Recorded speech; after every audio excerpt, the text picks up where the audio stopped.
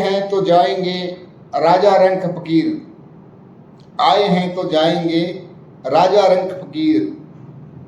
एक सिंहासन चढ़ चले एक बंदे जंजीर। सतगुरु कबीर साहब जी अपनी वाणी में हमें समझा रहे हैं कि जाना तो हम सभी को है, चाहे कोई राजा हो या कोई रंक हो, सभी को एक न एक दिन इस संसार को छोड़ के जाना ही पड़ेगा। लेकिन इस संसार में जाने से पहले हमें ये जान लेना चाहिए कि हम इस संसार में आए क्यों हैं, इस संसार में आने का हमारा मकसद क्या है, क्या हमने वो मकसद जो था हमारा वो पूरा किया या नहीं किया। तो उसके लिए हमें पूरा विवेक लगा देना है, पूरी बुद्धि लगा देनी है कि ऐसा कौन सा सतगुरु है जो हमें इस संसार सागर से पार लगवा दे और हमारा जो जन्म मरण है उससे हमारी मुक्ति करवा दे। तो आइए जानते हैं एक सत्संग के माध्यम से सतगुरु नितिन साहब जी से। तो सत्संग को आपने पूरा विवेक लगा के और पूरी बुद्धि लगा के सुनना है। बहुत बड़े भाग होते हैं उन जीवों के जो अपने पूरे जीवन काल में एक बार भी इस मूल ज्ञान को सुन पाए, और उससे भी बड़े भाग होते हैं उन जीवों के जिस पर मालिक की दया हो, परमपिता परमात्मा जिस पर मेहर करे, केवल वही ये ज्ञान समझ सकता है। नहीं तो सारी उम्र भी कोई सुनता रहे इसको तब भी नहीं समझ पाता। क्योंकि देख लो, आज 2004 कर रहा हूं, गली गली गांव गांव शहर शहर में यूट्यूब पे तो अभी 2018 में चैनल बना था, लेकिन 2010 से लगातार प्रचार चल रहा है। लेकिन कौन जाग रहा है? कितना ही समझा लो, समझ में ही नहीं आती बात की क्या बताई जा रही है। लेकिन परमात्मा की कृपा है कि अब जाकर 13 साल के बाद समझ लो 14वां साल लग गया, अब जाकर लगता है कि हाँ अब कुछ लोग समझ रहे हैं। नहीं तो 14 साल का वनवास ही समझ लो, समझ में नहीं आता। क्यों नहीं समझते? जबकि सबसे आसान यही ज्ञान है, सबसे आसान यही ज्ञान है। इसमें ना तो कुछ पढ़ना है ना कुछ लिखना है, और 40 लाइनें याद करके बैठे हैं लोग। चालीसा पता नहीं कौन कौन सी चालीसा, हनुमान चालीसा, शिव चालीसा, दुर्गा चालीसा, ये चालीसा, वो चालीसा। वो आसान है कि ये अक्षरों से परे हो जाना आसान है? बिल्कुल आसान है, लेकिन नहीं समझ में आता। क्यों? मालिक की दया ही। अब वो चाहता है कि दया हो, लेकिन कोई समझने को तैयार नहीं, गुरु के पास आने को तैयार नहीं है। उनको वही आसान लगता है, पूजा करो, पाठ करो, मनोकामना मांगो, ठीक है, एटीएम बना दिया भगवान को, देगा तो ठीक है, नहीं तो कल को इसके पास नहीं किसी और के पास चलेंगे। तो यही होता आ रहा है आज तक। लेकिन कहते हैं हर अज्ञान का एक दिन नाश होता है, हर जीवन में एक ऐसा समय आता है जब उसकी उन्नति हो, उसकी प्रगति हो। इसी प्रकार भगत के भी जीवन में एक समय आता है जिसको हम युग परिवर्तन कहते हैं। तो संतों ने जिस युग परिवर्तन की बात करी वो यही समय है, यही वो समय है जब युग परिवर्तन होगा। और युग परिवर्तन का मतलब ये नहीं कि आपको भोले शंकर दिखाई देंगे नंदी में बैठ के आते हुए कि सतयुग आ गया जी, या विष्णु जी दिखाई देंगे गरुड़ पे उड़ते हुए, ऐसा नहीं होगा। युग परिवर्तन का मतलब है कि जिस कलयुग में आप जी रहे हो उसी में सतयुग का आगमन हो जाना। यानी जितना भी अज्ञान है, जितना भी इस दुनिया में मन का खेल है, काल का जाल है, उस सब पे अंकुश लगा के अब सत्य का प्रचार होना, सत्य को अपनाना, इसको कहते हैं युग परिवर्तन। तो कबीर साहब ने भी, अन्य संतों ने भी, यहाँ तक कि विदेशी लोगों ने भी जो भविष्य करता है उन्होंने भी भारत का नाम लेके बोला कि भारत में ही युग परिवर्तन होगा और सारी दुनिया उसको फॉलो करेगी। तो इसमें कोई दो राय नहीं है, लेकिन ये तब होगा भाई जब हम सब जागेंगे, जब हम समझेंगे। क्योंकि हम ही भारत है, और भारत कोई धरती का टुकड़ा नहीं है, हम ही भारत है, हमारी वजह से ही भारत का नाम है। आदमी कोई ना हो तो फिर क्या करेगा भारत? कैसे बनेगा विश्वगुरु? मिट्टी का टुकड़ा विश्वगुरु बनेगा क्या? मिट्टी का टुकड़ा विश्वगुरु बन जाएगा? कौन बनेगा विश्व गुरु? हम ही बनेंगे सब मिलके। भारत महान कब बनेगा? जब उसके रहने वाले, उसमें रहने वाले लोग महान हो, तब भारत महान है कि पहाड़ महान है कि नदियां महान है कि धरती महान है? यहाँ की, यहाँ का ज्ञान महान है, क्योंकि यहाँ युगों युगों से संतों महंतों ने ऐसा ज्ञान दिया, महात्माओं ने, जिसको दुनिया ने फॉलो किया है। आज अंग्रेज देखो कैसे लिखते आ रहे हैं, हरे कृष्णा करते आ रहे हैं। किसने दिया ये ज्ञान? ये भारत की उपज है, भारतवासियों का ही ज्ञान है ये। तो इसको अच्छे से समझना है। तो आज का सत्संग इसी ज्ञान अज्ञान पे आधारित रहेगा। सत्संग शुरू करने से पहले परमात्मा का जयकारा लगाएंगे और फिर सत्संग शुरू करेंगे। बोलिए परमपिता परमात्मा की, सद्गुरु बंदी छोड़ कबीर साहिब की, सभी संतों की, सभी भक्तों की, आज के आनंद की, सकल हंस को बंदगी, साहिब बंदगी सत्संग। तो कबीर साहब समझा रहे हैं कि जब तक आपके जीवन में सत्य का आगमन नहीं हो गया, तब तक आप असत्य से ही जुड़े रहोगे। चाहे कोई हिंदू है, चाहे कोई मुसलमान है, चाहे कोई सिख है, चाहे कोई ईसाई है, चाहे कोई बौद्ध है, चाहे कोई जैन है, इससे कोई मतलब नहीं है। चाहे परमात्मा को मानता है, चाहे नहीं मानता है, पाप करता है, पुण्य करता है, इससे कोई मतलब नहीं है। मतलब ये है कि आपके जीवन में सत्य का आगमन हुआ है कि नहीं हुआ। इससे आपकी जीवन की जो आपकी लक्ष्य है, जो आपका, वो प्राप्त होगा कि नहीं होगा, इससे पता लगेगा। तो सत्य क्या है, कैसे हमारे जीवन में आएगा, इसका पूरा ज्ञान कबीर साहब ने आज से 600 साल पहले पूरा अच्छी तरह सिलसिलेवार ग्रंथों में दर्ज कर रखा है, बोल के भाग के सुना रखा है। अब हमने क्या करना है कि जो हमारे ग्रंथ हैं, हमने उसके साथ मैच करवाना है अपने ज्ञान। कोई भी ग्रंथ है, उसके साथ ज्ञान मैच करके ही पता लगता है कि हम सही रास्ते पे हैं कि नहीं है, क्योंकि वो भक्ति का सिलेबस है। सिलेबस से ही पता लगता है कि हमारे एग्जाम में क्या आने वाला है, हम पास होंगे कि नहीं। सिलेबस कुछ और है, तैयारी कुछ और करके पेपर है अंग्रेजी का और हिंदी पढ़ के चले जाओ तो कोई पास होने वाला नहीं है। इसलिए कबीर साहब ने पूरा सिलेबस पहले से ही दर्ज कर रखा है। वो सत्य क्या है, उसकी महिमा पहले से ही गा रखी है, बस आपने उसके साथ मैच कराना है। बिल्कुल सिंपल, ना किसी से दोस्ती और ना किसी से बैर। ये बिल्कुल नहीं सोचना है कि मेरे गुरु ने मुझे क्या बताया मैं तो उसी पे टिकूंगा। नहीं, मेरे गुरु जी ने जो बताया मैं उसको मैच करवाऊंगा। किससे? सतगुरु कबीर साहब की वाणी से। तो कबीर साहब उसी सत्य की महिमा गाते हुए समझा रहे हैं कि भाई आपने गुरु धारण किया, बहुत अच्छी बात है। आप निगुर से सगुरे हो गए, बहुत अच्छी बात है। आप अज्ञानी से ज्ञानी बन गए, और भी अच्छी बात है। लेकिन क्या आप पूर्ण ज्ञानी हुए हो या केवल ज्ञानी पकड़ा है अभी? यानी ज्ञान तो हर जगह मिल रहा है, हर गुरु के पास कोई ना कोई ज्ञान है, लेकिन क्या वहां पर पूर्ण ज्ञान यानी सत्य का ज्ञान है कि नहीं? बस इसकी परख करनी है। तो साहिब समझा रहे हैं अपनी वाणी में, क्या कह रहे हैं? मोह को कहां ढूंढे रे बंदे, मैं तो तेरे पास में। कि सबसे पहले तो ये जान लो कि जो सत्य है वो सबके पास है। पहले तो ये दिमाग में डाल लो, यानी जो चीज सबके पास है उसको ना तो कोई दे सकता है ना ही कोई ले सकता है। सबके पास दिल है, देख लो किसी के पास ना हो तो, सबके पास है ना। अब तुम किसको दे सकते हो और किससे ले सकते हो, समझ रहे हो? वो सबके पास है। वो धड़क रहा है तभी बैठे हो, वो बंद हो जाए तो यही रुक जाओगे। यानी दिल हमारे पास है, वस्तु हमारे पास है, लेकिन हमें उसका ज्ञान नहीं है, इसलिए भटक रहे हैं। सत्य हमारे पास है लेकिन उसका बोध नहीं है, इसलिए भटक रहे हैं।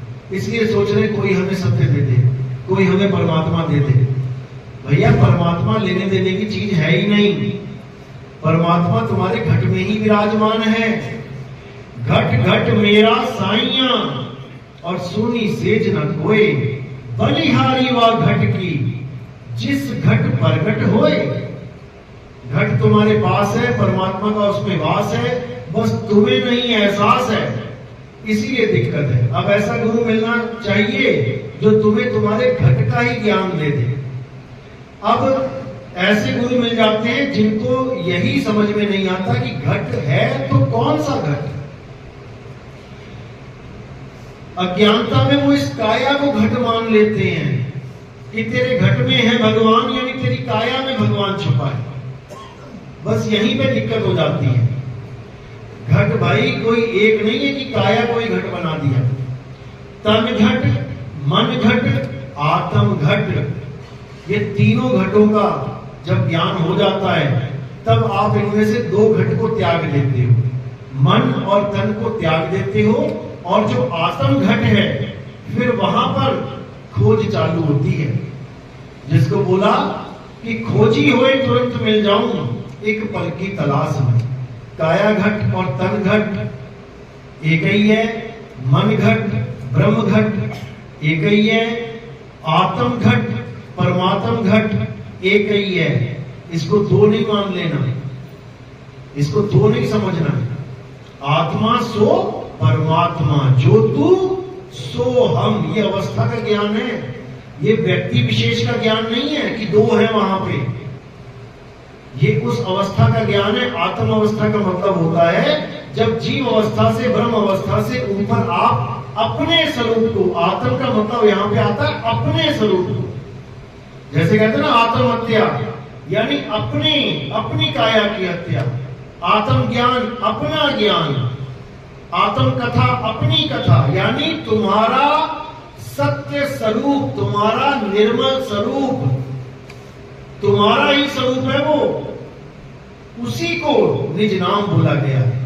तीन गुणों की भक्ति में भूल पड़ा संसार, कहें कबीर निज नाम बिन कैसे लागे पार।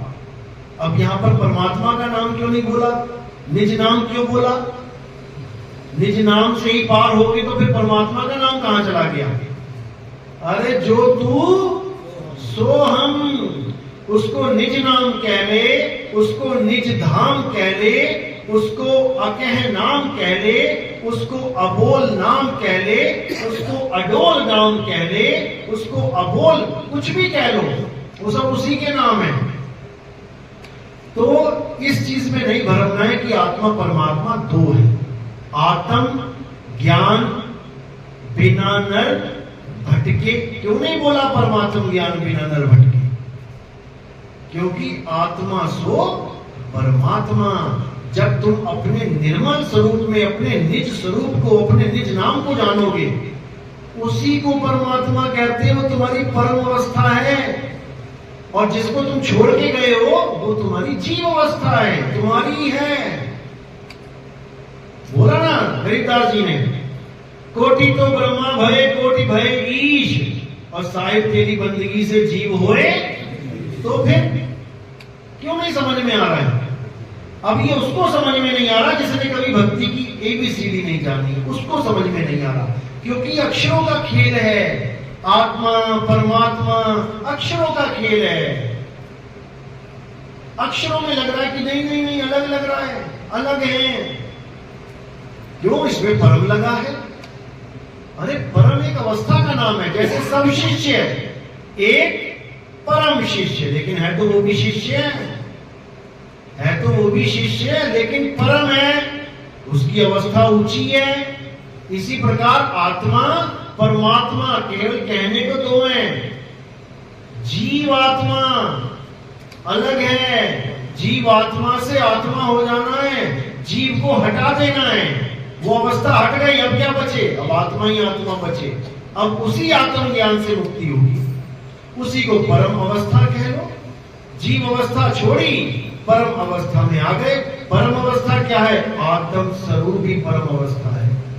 और ये काया स्वरूप मन स्वरूप जीव अवस्था ब्रह्म अवस्था है। इतनी सी बात है, लेकिन इसको समझना बच्चों का खेल नहीं है, समझ में ही नहीं आती लोगों के। तभी साहिब बोल के गए कि आदि नाम हम भाग सुनाया, और ये मूर्ख जीव समझ नहीं पाया। ये समझ नहीं पाया, इसलिए ढूंढ रहा है मुझे परमात्मा चाहिए, मुझे परमात्मा भटक रहा है। और भटकाने वालों की कमी नहीं है। आओ तुम्हें सतलोक के लिए चले, थोड़े दिनों में सब लोग फीका पड़ जाता है, आओ तुम्हें अलग लोग ले चले।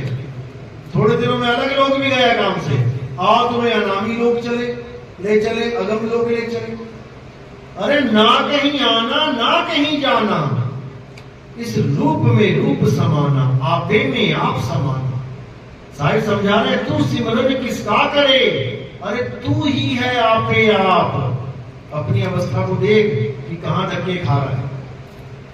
जब समझ में आ जाएगी कहानी, अपने रूप को जान जाएगा, तो जो तू सो हम, फिर तुझ में मुझ में भेद नहीं है, कोई स्वरूप भेद नहीं है। इसी को साहिब ने हर जगह समझाने की कोशिश करी, लेकिन कोई समझ ही नहीं पाया। यहां तक बोल दिया, नहीं कबीर नहीं धर्मदास, अक्षर एक सब घट ही निवास। ये भी तो उन्हीं ग्रंथों में लिखा है, ये क्यों नहीं दिखा रहा कोई? कबीर कबीर कबीर कबीर परमात्मा है परमात्मा है, फिर कबीर को बूढ़ा बना दिया। फिर कहते हैं वहां पे कोई जड़ अवस्था नहीं है, कोई वहां बूढ़ा नहीं। अरे तुम्हारा परमात्मा ही बूढ़ा हो गया और तुम कह रहे हो वहां पर बूढ़ा नहीं होगा कोई, तो परमात्मा ही बूढ़ा हो गया तो बच्चे बूढ़े नहीं होंगे।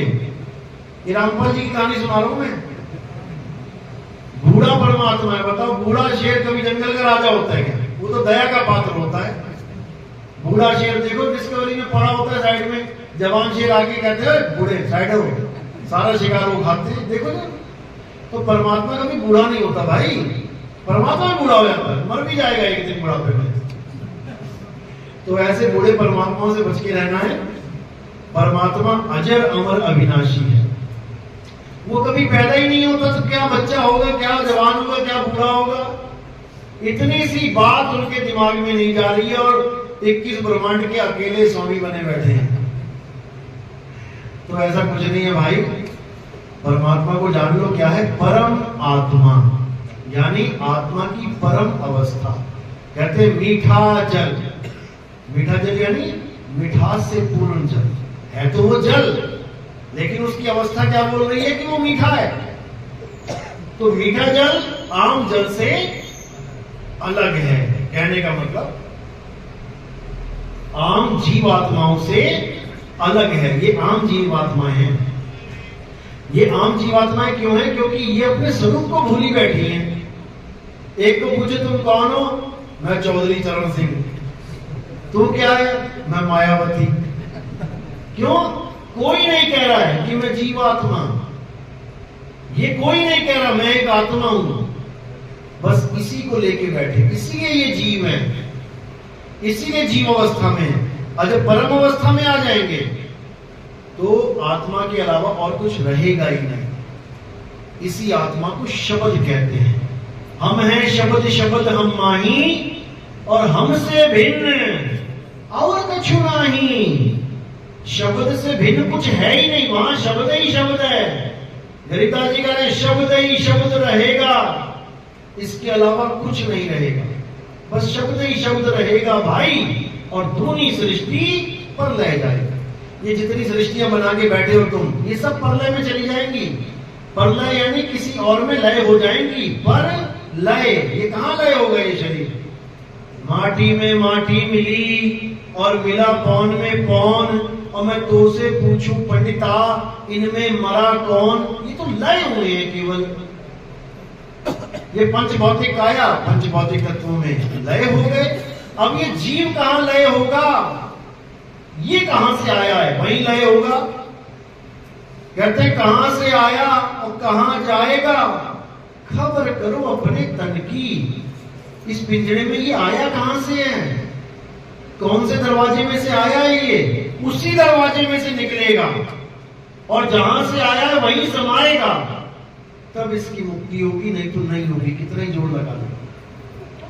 तो साहिब यही समझा रहे हैं कि सूरत फंसी संसार में तां से पड़ गई तू।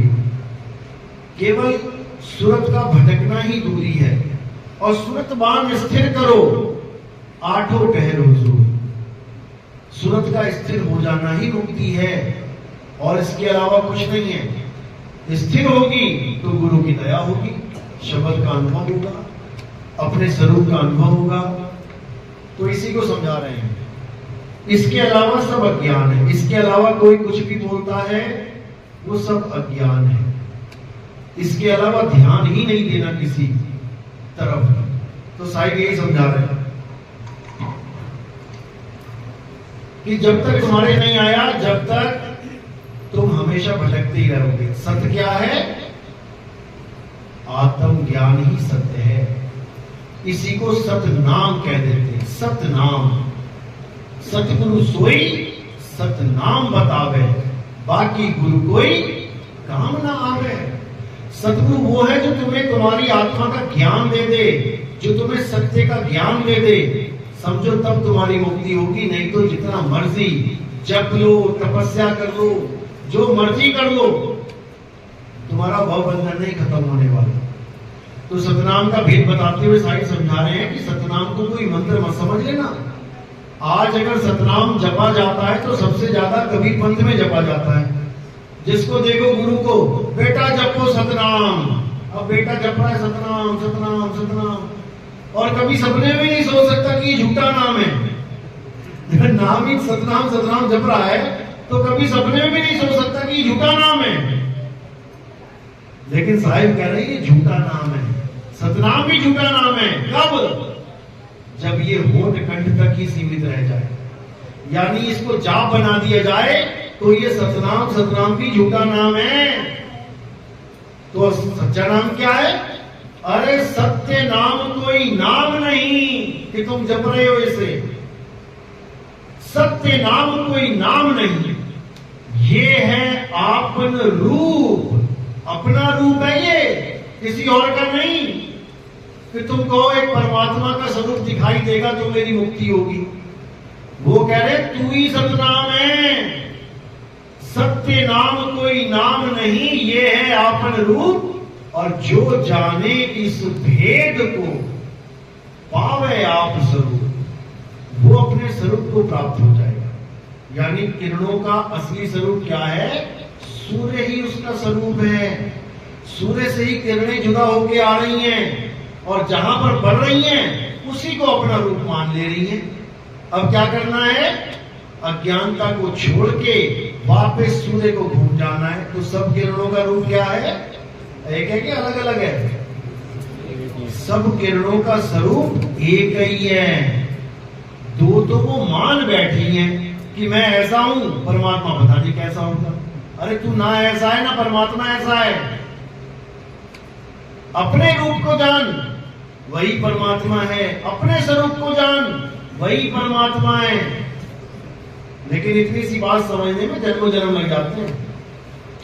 तो ये निहित तत्व जो है आत्मा, और ये जो पंच तत्व भौतिक शरीर है, इन्हीं का खेल है बस दो। और सुरता है जो अनुभव करेगी। पंच भौतिक शरीर से जुड़ गई तो अपने आप को शरीर मान लेगी। अब आत्मा से जुड़ जाएगी तो आत्म स्वरूप में आ जाएगी। जुड़ना सुरता नहीं है, भटकी सुरता ही है।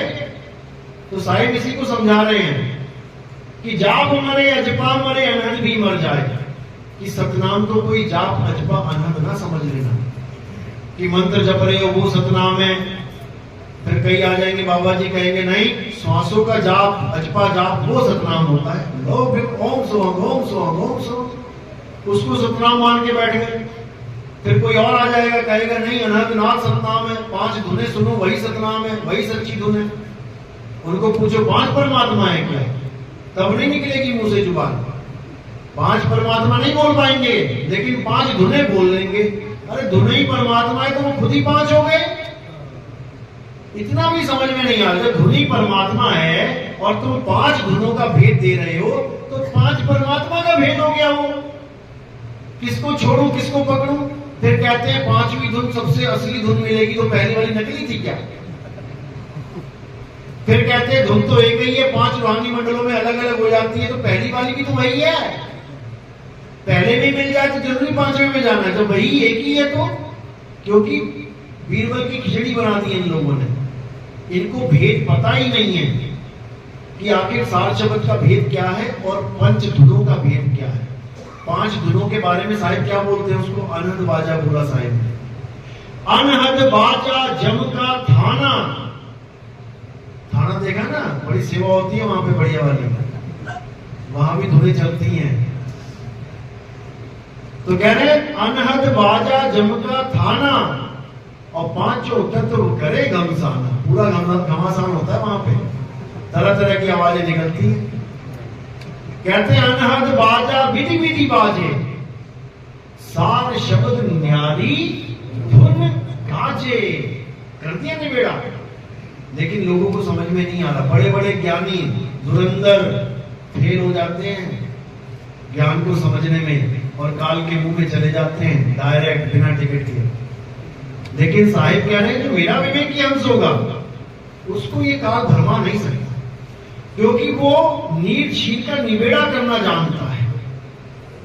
नीर छीर का करे निबेड़ा और कहे कबीर सो हंस है मेरा, वो मेरा हंस है।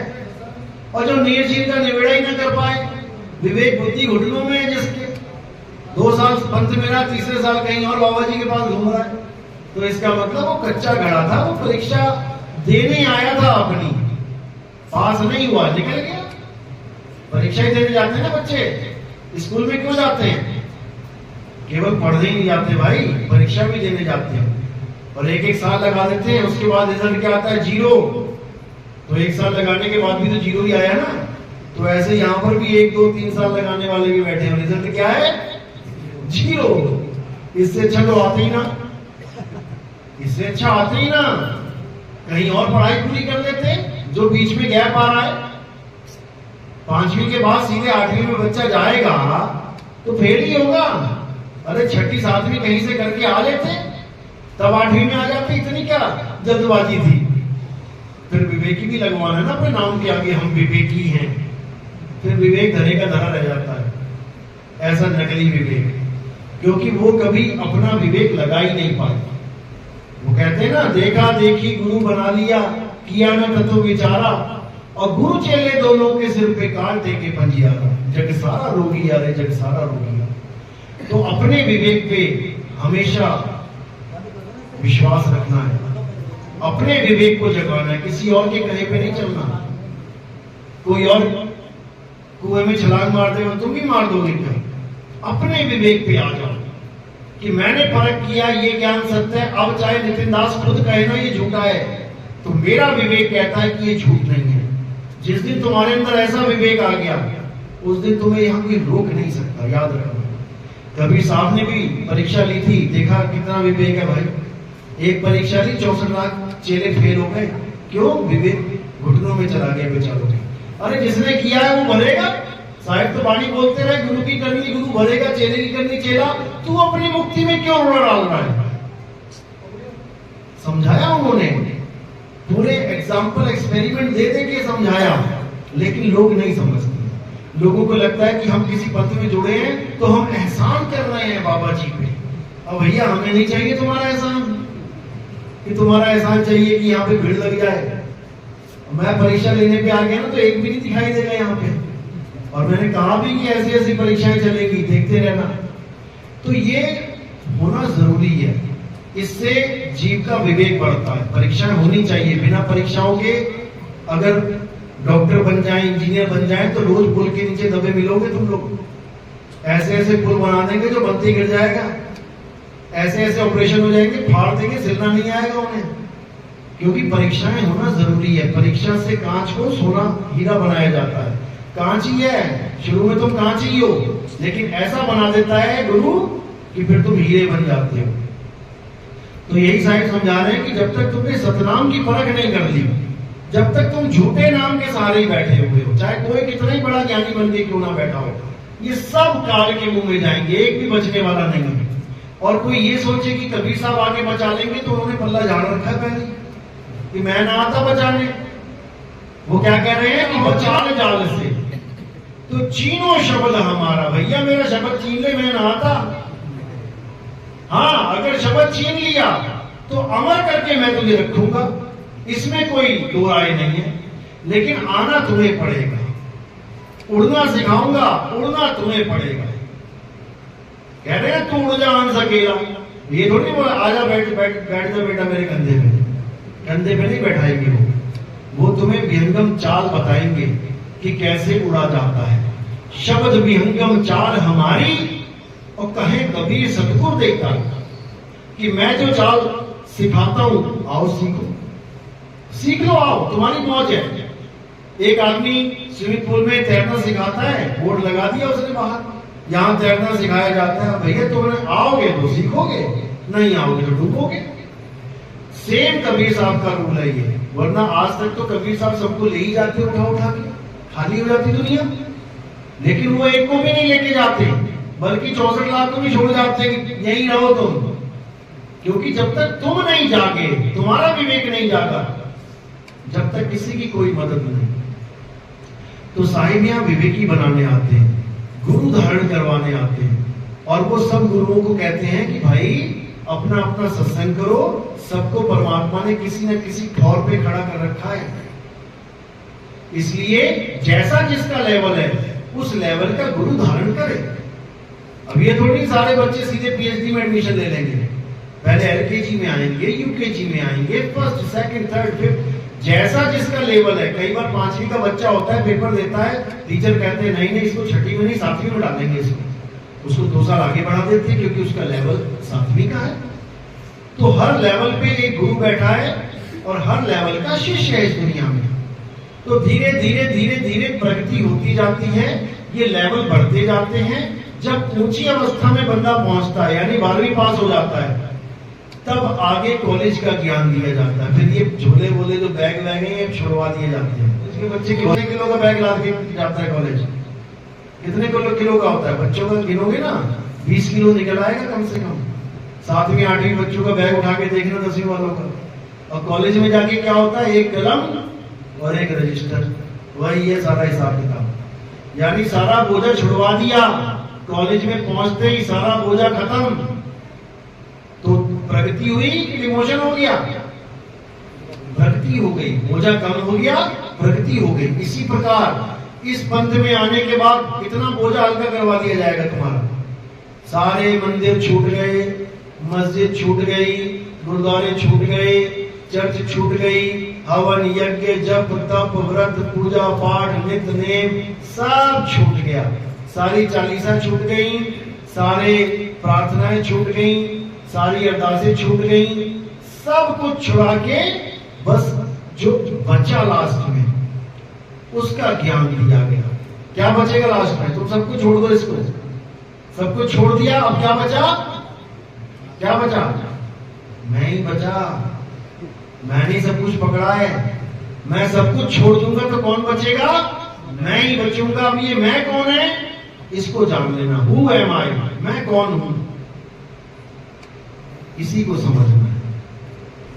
आत्मा, आत्म स्वरूप, इसी का ज्ञान है पीएचडी का ज्ञान। इसके अलावा सब अज्ञान है, सब छोड़ दो।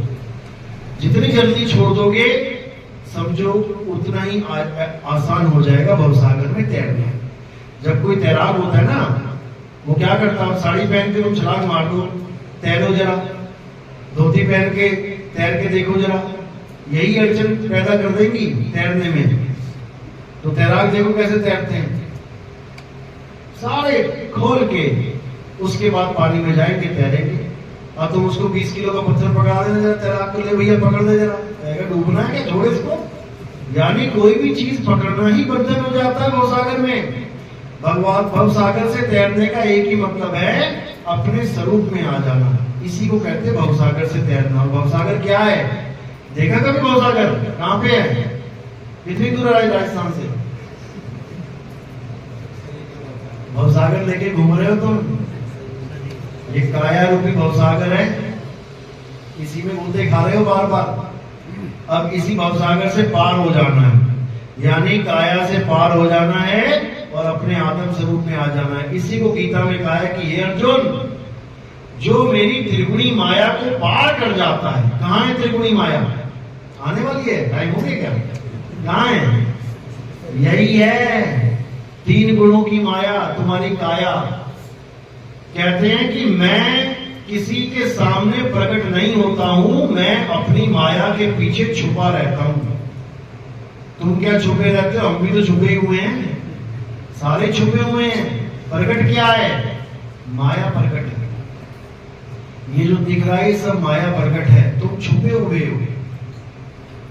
इसी को गैबी बोला गया है, गैबी वस्तु, तुम गैबी वस्तु हो, तुम ये नहीं हो जो दिख रहा है। अब जो दिख रहा है लोग उसी के पीछे पड़े हैं, यानी काया के पीछे पड़े हैं। टोपी पहन लो मुल्ला जी बन गए, चोटी रख लो पंडित जी बन गए, पगड़ी पहन लो सरदार जी बन गए, गले में क्रॉस पहन लिया ईसाई बन गए। इसी को पकड़ के बैठे सारे। कबीर साहब को भी पूछा किसी ने, आप मंदिर नहीं जाते, आप मस्जिद नहीं जाते, बाकी वो भी मस्जिद छोड़ दो, तुम्हारा धर्म क्या है भाई? बात भगवान की करते हो, पूरा दिन भजन गाते हो और कहते हो मंदिर ना जाओ, मस्जिद ना जाओ, तुम्हारा धर्म क्या है?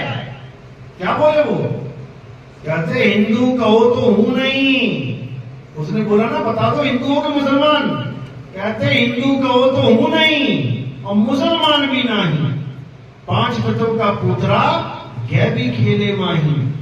कहते जिसके कारण ये 5 तत्व के पुतले ये सारे खेल रहे हैं, हिल रहे हैं, डुल रहे हैं, चल रहे हैं, खा रहे हैं, पी रहे हैं, मैं उनको खिलाने वाला हूं, मेरी वजह से खेल रहे हैं वो।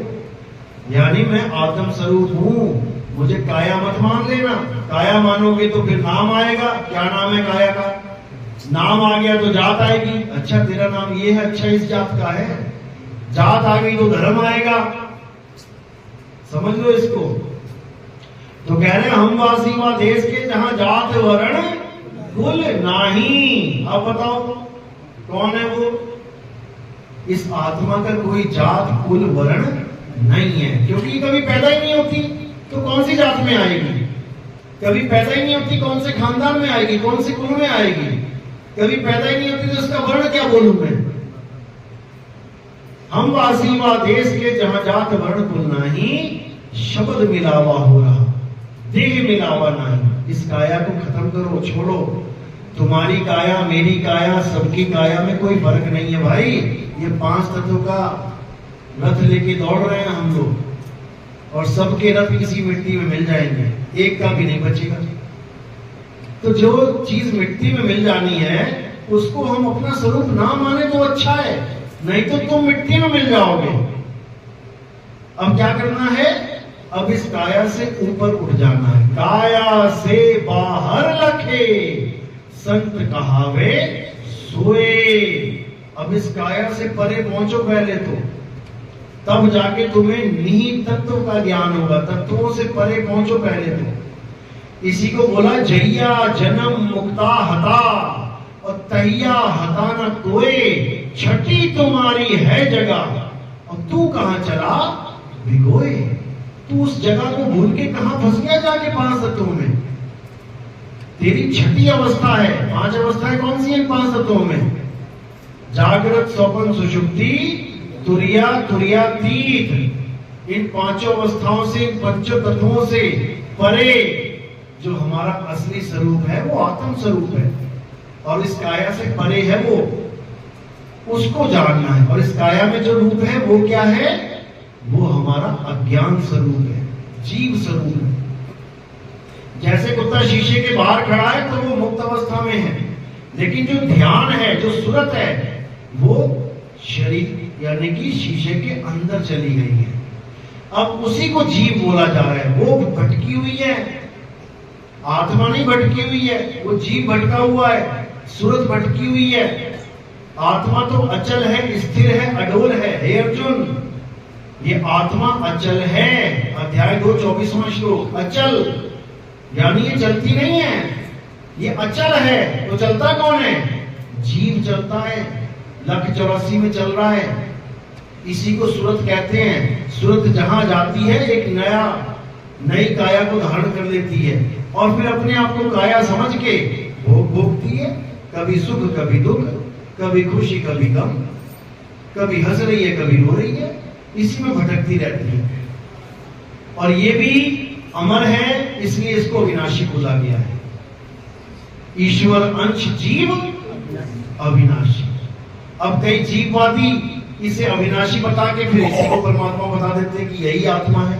बिल्कुल नहीं, आत्मा अचल है। आत्मा का ज्ञान प्राप्त करना है, उसी आत्मा में परमात्मा का वास है। आत्म में राम, राम में आत्म, वो अलग हो ही नहीं सकते क्योंकि वो एक ही है। लेकिन अज्ञानता में दो हो जाते हैं, एक कहूं तो है नहीं और दो कहूं तो गाली। बस इतनी बात समझनी है, नहीं तो सब धरे का धरा रह जाएगा, कोई फायदा नहीं होगा। तो जीवन का एक ही लक्ष्य है कि चल अवस्था को छोड़ के अचल यानी स्थिर अवस्था को प्राप्त करना है। और कैसे होगा? विहंगम चाल से। सतगुरु के लक्षण कहूं अचल विहंगम चाल, हम अमरापुर ले गए ज्ञान शब्द सरघाल। बाकी लोग गुरु लोग कान में शब्द देते हैं, श्वास में शब्द देते हैं, लेकिन यहां वाणी क्या कह रही है कि ज्ञान शब्द सरघाल। ऐसा गुरु मिल गया जिसने शब्द मेरे सिर पे ही धर दिया लाके, वो मेरे गुरु मेरे परमात्मा को मेरे सिर पे ही बैठा दिया लाके।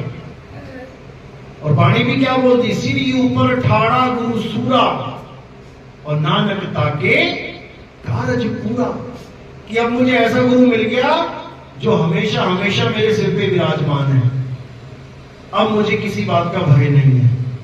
तो कह रहे गुरु को सिर पे राखिए और चलिए आज्ञा माही, कहे कबीर दास को तीन लोक भय नाही। अब इस तीन लोक यानी इस काया को छोड़ने का भय खत्म। अब जहां पर निशाना होगा ये सूरत अपने आप वहां पहुंच जाएगी, इसको कोई रोक नहीं सकता। इस गलतफहमी में मत रहना कि तुम्हें कोई रोक सकता है, कोई नहीं रोक सकता तुम्हें। काया को रोक सकता है। अभी तुम आ रहे हो सत्संग में, रास्ते में रोक लिया किसी ने, कहा जा रहा भाई, नहीं जाने देंगे, काया को रोक लेगा, लेकिन तुम्हारी सूरत को नहीं रोक सकता। सूरत को नहीं रोक सकता क्योंकि सूरत तत्वों में आती नहीं है, कौन पकड़ेगा उसको? तो साहिब समझा रहे हैं जैसे स्वान कांच मंदिर में भरम ते भूख मरे हुए। वो शीशे के अंदर जो कुत्ता है वो कभी बाहर वाले कुत्ते को रोक ही नहीं सकता, नोच ही नहीं सकता, काट ही नहीं सकता। नोच लेगा क्या, काट लेगा क्या? बिना काटे बिना एक दांत लगाए उसकी बेचारी की वैसी मौत हो जाती है भरम से कि हाय मार दिया, हाय काट लिया, वो कुछ नहीं कर सकता वो। बस इसी प्रकार कह रहे हैं कि कहे कबीर नलनी के सुगना, तुम्हें कौन पकड़ी? तुझे कौन पकड़ सकता है? कोई नहीं पकड़ सकता। इसलिए अब निर्बंध रहना है। हाँ, हमेशा यादगारी में रहना है कि मैंने जाना कहा। चिंता तो सतनाम की और न चितवे दास। चिंता केवल सतनाम की, अपने स्वरूप की, और नकली स्वरूप को हमेशा रेडी रहना है छोड़ने के लिए। ये माइक हाथ में है, मैं तैयार हूं इसको छोड़ने के लिए। तो जैसे समय आएगा छोड़ने का तो मैं क्या करूंगा? और किसके पकड़ लूंगा? क्या करूंगा? मैं तैयार हूं छोड़ने के लिए, 24 घंटे तैयार हूं। तो जैसे ही समय आएगा तो क्या होगा? ऐसे ही छोड़ दोगे एकदम, क्योंकि तैयार हूं, मेरी तैयारी है। गुरु तैयारी यही करवा रहा है। गुरु 1 साल तक पेपर में आने वाला है, उसी की तैयारी करवा रहा है। तो पेपर में फेल हो जाओगे क्या तैयारी करके? कोई नहीं होगा। इसी शरीर को छुड़वाने की तैयारी करवाई जाती है हमारे पंथ में, ये समझ लो। यानी तुम हमेशा छोड़ने के लिए तैयार हो रहे हो। जिसको नहीं ध्यान लग रहा है वो भी कह रहा है गुरुजी मैं क्यों नहीं छोड़ पा रहा हूं शरीर को, क्यों नहीं? तो सोचो कितनी बड़ी तैयारी कर रहा, भले ना छोड़ पा रहा है कोई बात नहीं, लेकिन तैयारी तो पूरी फिट है ना एकदम। अभी डायरेक्शन मिल गई ना हल्की सी, अभी संदेशा अपने आप आ जाएगा कि चल बेटा हो गया काम तेरा। बस तुम्हारे हाथ में स्टीयरिंग है, जहां मुड़ोगे वही मुड़ जाएगा। इसीलिए साहिब ने बोला निशाना कोई मारे संत सुजान। और जहां तुम्हारा निशाना है मजाल नहीं है तीर की वहां ना लगे। तीर अपनी मर्जी से चलेगा क्या? जहां तुमने निशाना तान लिया वहीं जाएगा। केवल खेल निशाने का ही है। अर्जुन को निशाना सिखाया गया, बाकियों को नहीं सिखाया गया क्या? सबको लगाना सिखाया गया। लेकिन जब पूछा कि तुझे क्या दिख रहा है अर्जुन, वो कहता मुझे आंख दिख रही है, और बाकी क्या बोल रहे हैं? मुझे पूंछ दिख रही है, मुझे पैर दिख रहे हैं, मुझे पर दिख रहे हैं, मुझे गर्दन दिख रही है, मुझे पेड़ दिख रहा है आम का। बताओ, देखनी आम और आम का पेड़ दिख रहा है महाराज को, तो निशाना कैसे लगेगा? लेकिन जिसको केवल आंख दिख रही है, यानी जिसको ये भी चिंता हो रही है कि मैं क्यों नहीं शरीर छोड़ पा रहा हूं, उसका निशाना समझ जाओ कहां पे है, निशाना कहां लगा रखा है उसने, याद रखो। और जहां आशा वहां वासा। उसको कोई माई का लाल इस दुनिया में पैदा नहीं हुआ जो उसको रोक ले यहाँ पे। जिसने जाना उसने जाना ही है, और जिसने निशाना लेकर भी वो बेचारा आम और संतरे में अटका पड़ा है, पत्तों में अटका पड़ा है, भूल जाओ उसका निशाना कभी लगेगा नहीं, जब तक वो खुद नहीं लगाना चाहेगा। दोनों चीज तुम्हारे हाथ में है, आना और जात में है। कबीर साहब ने तो केवल रास्ता बताना है। तुम गाड़ी लेके जा रहे हो, पूछ लिया किसी ने, भैया दिल्ली का रास्ता कहां, उसने बता दिया ये है, बता ही दिया ना, पहुंचा थोड़ी नहीं देगा। रास्ता जानने के बाद भी चलना आपने है, निशाना आपने लगाना है। इसमें कोई गुरु का दोष या किसी परमात्मा का दोष नहीं है। ठीक है, आज नहीं तो कल किसी की स्पीड स्लो, किसी की फास्ट। कोई साइकिल पे चल रहा है, पूछ रहा भैया दिल्ली कहां है, और कोई मर्सिडीज में आ रहा है, पूछ रहा दिल्ली कहां है, और साइकिल वाला मर्सिडीज की तरह थोड़ी नहीं पहुंच जाएगा। ठीक है, वो ग्रस्त जीवन में है, उसका संसार थोड़ा बड़ा है, ध्यान थोड़ा ज्यादा बढ़ता है, तो थोड़ा ज्यादा समय लग जाएगा। और एक ऐसा है जिसको कुछ और काम ही नहीं है, वो कह रहा है बस पहुंचना ही धाम है अपना, तो भैया वो जल्दी पहुंच जाएगा। लेकिन फिर भी निराशा नहीं होनी चाहिए, दोनों पहुंचेंगे। चाहे टिकट तुम एक्सप्रेस का ले लो सुपर फास्ट, चाहे ले लो तुम पैसेंजर का। जोधपुर पहुंचेगी कि नहीं? एक पहुंचेगी शाम 5 बजे, एक पहुंचेगी सुबह 5 बजे, पूरी रात काटनी पड़ेगी, लेकिन पहुंचेगी जरूर। ये मत सोचना कि नहीं पहुंचेगी। तो कह रहे धारा तो दोनों भली, क्या गिरही बैराग, गिरही दासा तन करे, बैरागी अनुराग। साहब ने दोनों के लिए बोल दिया कि धारा तो दोनों भली, दोनों ही पहुंचेंगे। ऐसा नहीं है कि ग्रस्त नहीं पहुंचेगा, वो भी पहुंचेगा, लेकिन उसका संसार थोड़ा बड़ा होता है। तेरा चाचा मेरा चाचा, मेरे पापा तेरे पापा, एक के डबल डबल हो जाते हैं ना। पहले एक पापा था, अब 2 पापा बना लिए। पहले एक माँ थी, अब 2 बना ली। पहले 4 बुआ थी, अब 8 हो गई। तो थोड़ा ज्यादा विस्तार हो गया, शादियां हो गई, बच्चे हो गए।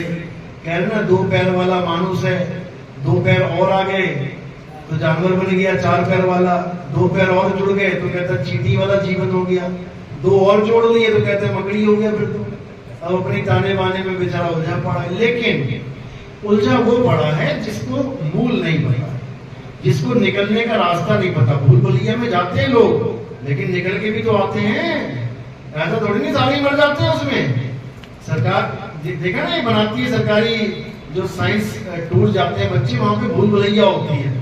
उसमें शीशे शीशे शीशे शीशे, बंदा एक बार घुसता है तो 4 शक्लें दिखती हैं अपनी, रास्ता ही नहीं पता लगता जाए तो जाए कहां। ऐसा थोड़ी नहीं कि सारे बच्चे एक बार गुजर के निकल नहीं सकते, निकलते हैं, ज्ञान आधार से निकलते हैं, समझ बूझ के निकलते हैं। तो संसार तो ये मान के बैठा है कि भैया तुम पैदा हुए हो, क्यों पैदा हुए हो, ताकि एक दिन तुम्हारी भी शादी हो जाए और तुम्हारे भी बच्चे पैदा हो जाए। ये संसार का, ये जगत का नियम है, ये जगत की सोच है। अगर कोई कहे कि मैंने शादी नहीं करनी तो उसको ऐसे देखते हैं जैसे पता नहीं है तिहाड़ जेल से निकल के आया, अभी कोई कह दिया। क्यों? क्योंकि वो सोचते हैं कि ये प्रकृति का नियम तोड़ना चाहता है, ये इस दुनिया को खाली करना चाहता है। अगर ऐसे सब लोग सोचने लग जाएं तो दुनिया खाली हो जाती है। देखो दुनिया बनाने वाले को इतनी टेंशन नहीं जितनी वो लेके बैठा हुआ है, समझ रहे हो? क्योंकि दुनिया बनाने वाला उसके अंदर बैठा हुआ है, वो ऐसे कर रहा है, अबे तेरी वजह से मेरी दुनिया खाली होगी, तुझे मैं बताता हूँ। वो अंदर ही बैठा है सबके। जैसे ही तुम कहोगे ना कि नहीं शादी नहीं करूंगा, आप दुनिया नहीं बनाएंगे, उसी वक्त एक्टिव हो जाएगा, उसी वक्त ज्ञान देने लग जाएगा। नहीं नहीं बेटा, ऐसा नहीं करते, अरे हाँ बेटा, अरे राम जी, कृष्ण जी, हनुमान जी ने शादी करी, हनुमान जी नहीं करी, मतलब उन लोगों ने करी। बच्चा तो हनुमान जी के भी है, ऐसा नहीं कि वो पिता नहीं है। क्या नाम है उसका? है? तो फिर पिता, वो भी पिता बनने का सुख उन्होंने भी लिया है। वो बात अलग है कि गृहस्थ जीवन का सुख नहीं लिया, लेकिन पिता वो भी कहलाए हैं। तो कहने का मतलब ये, उदाहरण देने वाले उनका भी उदाहरण जेब देते हैं साथ में कि देख ले वो शादी नहीं करते फिर भी पिता है, और तू तो गृहस्थ जीवन में है तो तू भाग रहा है।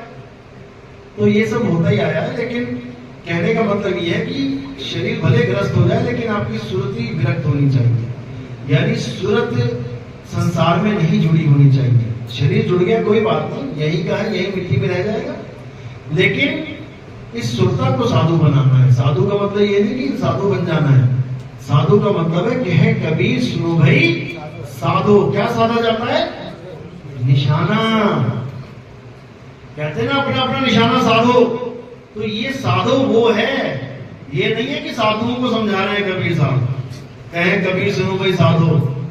साधो यानी निशाना साधो, उस निशाने पे साध लोगे तो निकल जाओगे, नहीं तो यही जन्म मरण में रह जाओगे।